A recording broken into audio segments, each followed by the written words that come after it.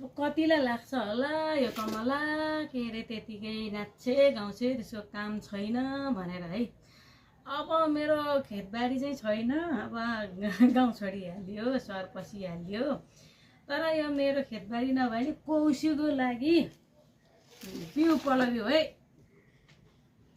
ल यो बोडी खोर्सानी के अरे भेन्टा, एक प्रकारको सिमी, अर्को प्रकारको सिमी, मकै, लसुन अब रोप्ने बेला भयो,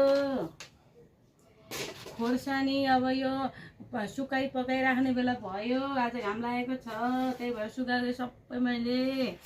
यो सिमी 2 खालको सिमी, 3 खालको सिमी छ है, 3 खालको सिमी। यो धनियाँ, यो जौको बिउ, यो ब्रोकाउलीको बिउ, यो रायोको बिउ, जति एक खेपको त छरिसक्यो। यो भन्दा अगाडिको सार्न मिल्दैन। अब यो दल छरेर उम्रेको अबदेखिको सार्न मिल्छ। बकुल्ला रोप्ने बेला भयो, लसुन रोप्ने बेला भयो, तिमुरी आफ्नै बारीको है। त्यो भएर यो कमला जाँगर पनि लाउँछे, नाच्छे पनि है।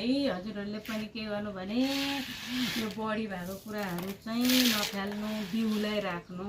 यो सबै मेरो यो सबै बारीको होइन, कौशीको भर्खर एउटा घरेरी कलङ्कमा चाहिँ छ। तर त्यहाँ टाढा भएर अब पानी चाहिन्छ जे कुरालाई नि।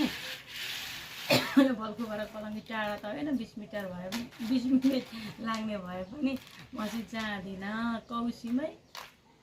कौशीमै अल्मलिने हो। फुर्सद भनेको हुँदैन कि। अब एकछिन नाच्न नि पर्यो, एकछिन गाउन नि पर्यो, अनि त्यहाँको फेरि भएको बेला